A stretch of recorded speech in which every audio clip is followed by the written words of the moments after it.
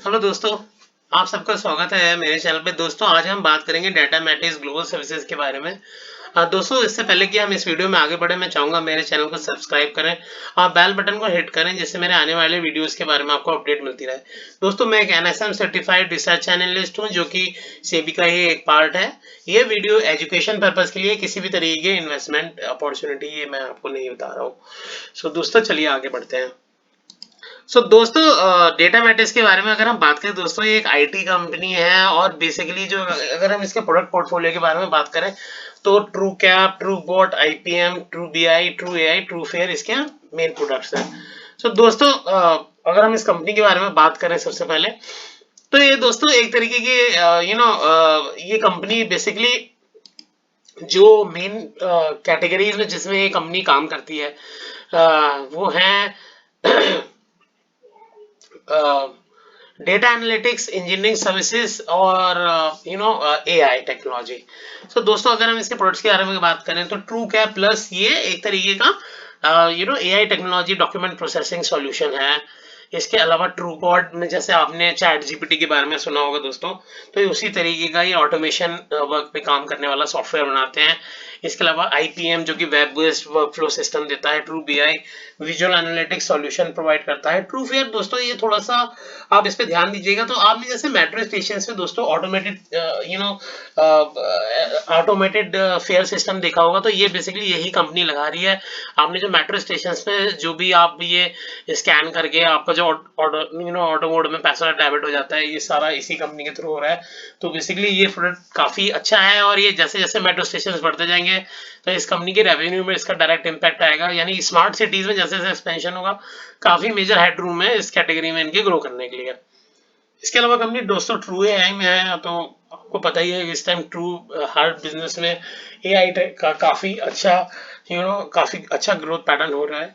तो basically intelligent automatic automation platform में दोस्तों अगर हम बात करें जिसमें कंपनी काम कर रही है, तो लगभग 20% का ग्रोथ रेट रहा है 2020 से 25 के बारे में।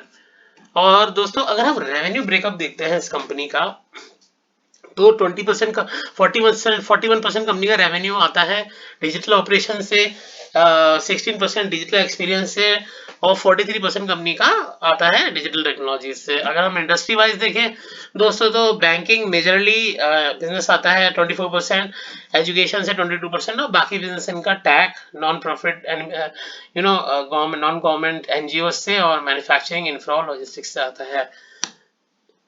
अगर हम जोग्राफिकल दोस्तों कंपनी का ब्रेकअप देखें, बिजनेस कहाँ से आ रहा है, तो मेजरली कंपनी का जो बिजनेस आ रहा है वो यूएसए से आ रहा है लगभग 54%, इंडिया से 29%, रेस्ट ऑफ द वर्ल्ड से 17%। अगर कंपनी के क्लाइंट प्रोफाइल की हम बात करें तो 300 प्लस क्लाइंट्स हैं कंपनी के, जिसमें से 1104 क्लाइंट्स कंपनी ने FY22 में ही ऐड किए हैं और टॉप 20 क्लाइंट्स का जो कंट्रीब्यूशन है लगभग 52% के आसपास है। अगर कंपनी के हम ऑफिस लोकेशंस की बात करें तो लगभग यूएसए, यूएके, मॉरिशस, फिलीपींस, यूएई, इंडिया और इसके अलावा इंडिया में इनके मुंबई, बैंगलोर, पौंडीचेरी और नासिक में ऑफिस है।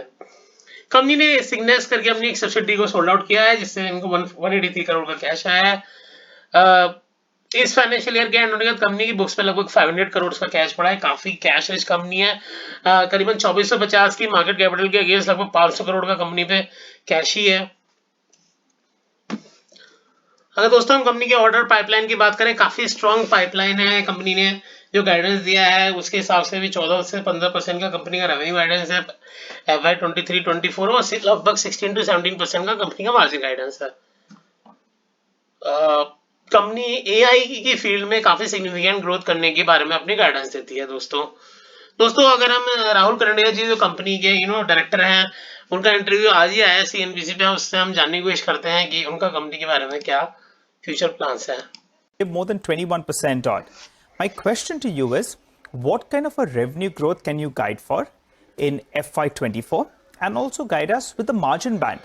Because out there as well, you've seen a good improvement both on a sequential basis as well as on a year-on-year basis. Go ahead, sir. Two numbers.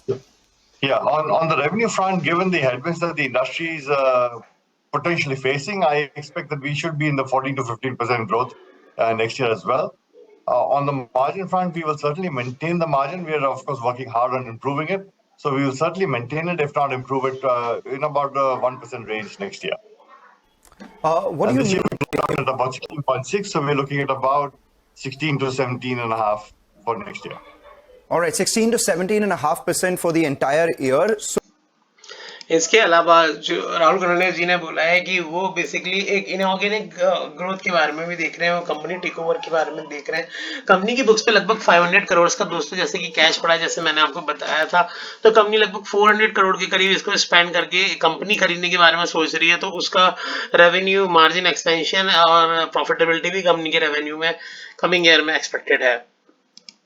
अगर company के हम फाइनेंशियल परफॉर्मेंस की बात करें दोस्तों, तो पिछले 10 साल में कंपनी 10% के कैगर से ग्रो हुई है, और लेकिन लास्ट ईयर कंपनी ने 20% का ग्रोथ रेट दिखाया, जो कि बहुत ही शानदार रहा है। और रेवेन्यू और प्रॉफिटेबिलिटी फ्रंट दोनों पे लगभग कंपनी ने 20% के ग्रोथ रेट से ग्रो किया है।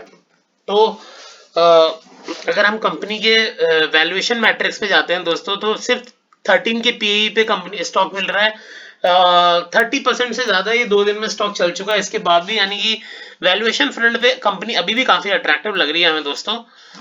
अगर हम ईवी टू एबिटा बेसिस पे देखें 9.36 टाइम्स मिल रही है अभी भी। अगेन काफी सस्ता वैल्यूएशन है। मार्केट कैपिटल टू सेल्स के बेसिस पे भी देखें तो 1.67 टाइम्स ही मिल रही है। और आपको ये नहीं भूलना चाहिए कि लगभग 500 करोड़ का कंपनी की बुक्स पे कैश भी पड़ा हुआ है। तो अगर हम उसको भी अगर वैल्यूएशन में रखें तो लगभग 1 times market capital to sales पे ही मिल रहा है, क्योंकि अगेन हमें काफी अट्रैक्टिव कंपनी की वैल्यूएशन लग रही है। अगर इंडस्ट्री पी के हिसाब से भी देखें तो एवरेज जो एक आईटी कंपनी का पी रहता है लगभग 20-25 के आसपास रहता है, और अभी करंट भी 13 है। तो इस हिसाब से भी अगर आप देखते हैं तो कंपनी जो इंडस्ट्री वैल्यूएशन उसके आधे पे ही मिल रही है। और प्रमोटर होल्डिंग भी कंफर्टेबल है, लगभग 71% की है। अगर हम इसका दोस्तों शेयर होल्डिंग पैटर्न पूरा देखें तो लगभग 71% प्रमोटर होल्डिंग है, एफआईआई पे लगभग 2.70% है, और पब्लिक शेयर होल्डिंग दोस्तों 26.39 है। और इसको अगर हम फर्दर ब्रेक डाउन करें तो एचएनआई पे लगभग 8% के करीब होल्डिंग आती है। तो दोस्तों काफी शानदार कंपनी के प्रोस्पेक्ट्स हमें लग रहे हैं, लेकिन ये किसी भी तरीके का इन्वेस्टमेंट एडवाइस नहीं है दोस्तों। किसी भी तरीके का इन्वेस्टमेंट अपने फाइनेंशियल एडवाइजर से पूछ के ही कीजिएगा।